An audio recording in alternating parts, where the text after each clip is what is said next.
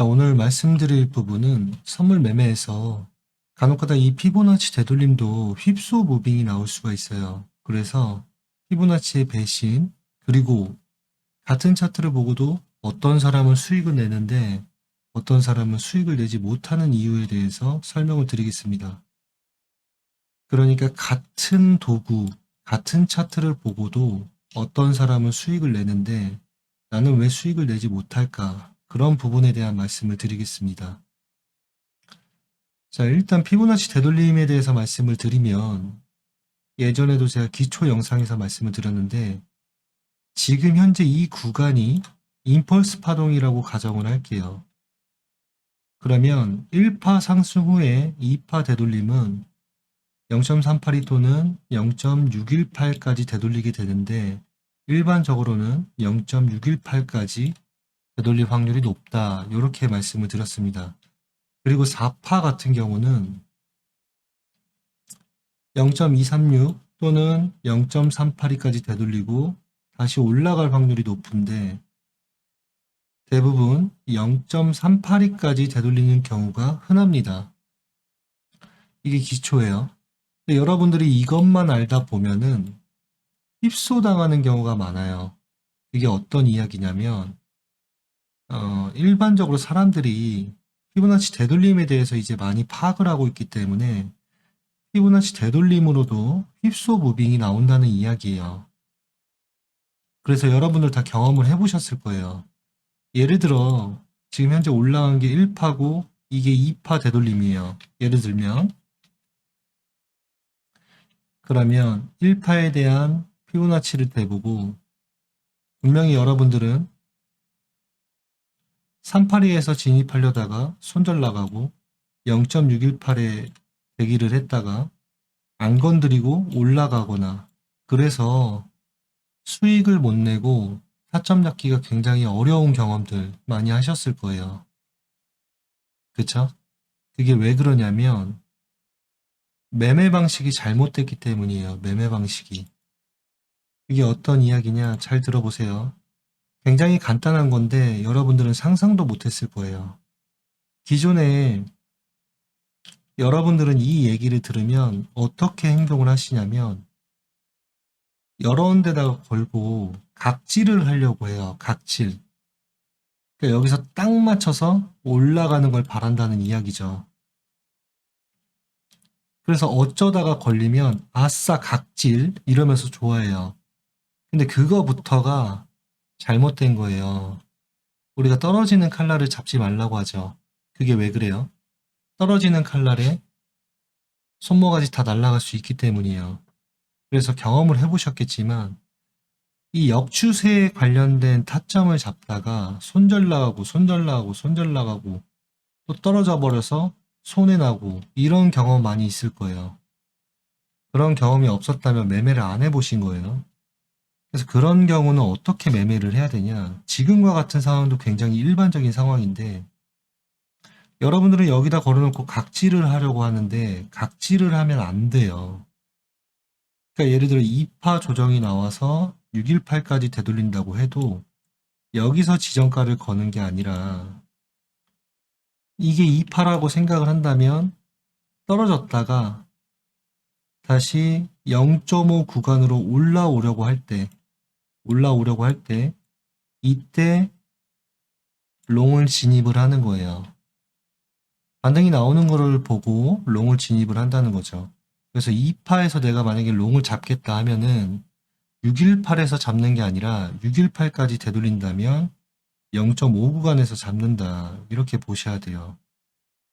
382에서는 되도록이면 잡질 않아요. 왜냐하면 382까지 되돌리고 올라가는 경우도 있지만 대부분이 임펄스 파동이 아닐 확률이 높아요. 여기서 올라가 버리면.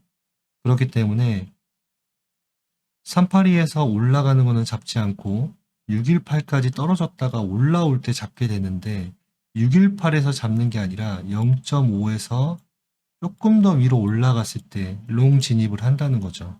물론 이제 그런 경우가 있어요. 많은 사람들이 618에다가 지정가를 걸어 놓으면 그러니까 똑같은 피보나치를 보고 618에다 지정가를 걸어 놓으면 이게 임펄스 파동이 아니더라도 일시적인 기술적인 반등이 나와요. 반등이 나왔다가 0.5 구간에서 다시 떨어지는 경우도 있어요. 근데 이게 왜 중요하냐면 여러분들이 여기서 매수를 했는데 다시 떨어지는 거는 단 한 번만으로도 임펄스 파동이 아니구나, 그거를 알 수가 있어요. 이해 가세요?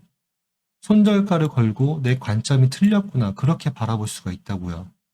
근데 여러분들이 618에서 타점 잡으려고 하는 거는 손절이 2번, 3번, 4번이 나갈 수가 있어요.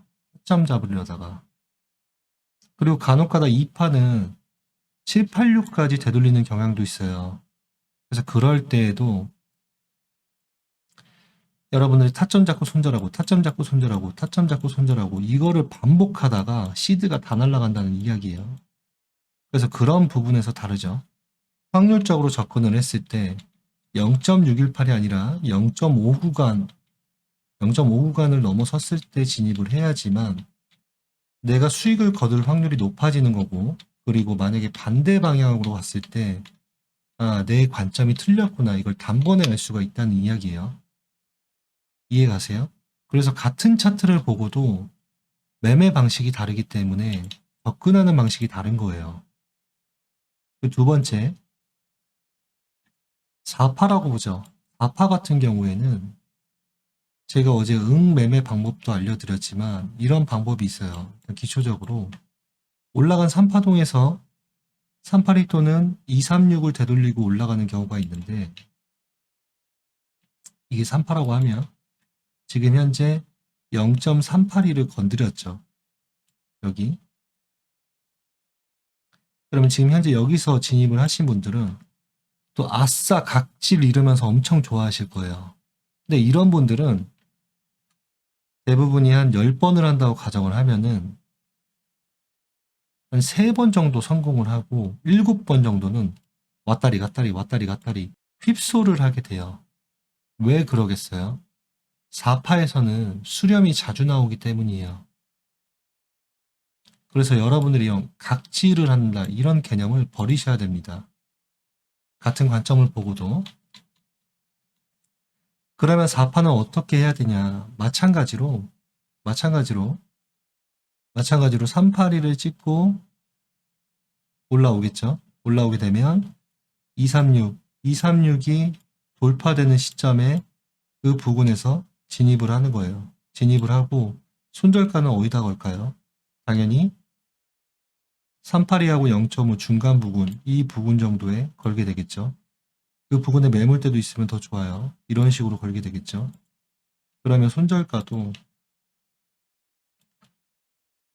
심지어는 1%도 안 나오게 돼요. 굉장히 짧게 잡을 수가 있어요. 그런 식으로 진입을 하는 거죠. 그렇게 되면 쭉 올라가면 내가 임펄스 파동을 맞춘 거고, 다시 여기였다가 내려오게 되면 임펄스 파동이 아니었다, 이렇게 될 수가 있는 거예요. 여기서 지금 중요한 건 뭐예요? 이 피보나치로도 휩소 무빙이 나올 수가 있다. 많은 사람들이 보고 있기 때문에.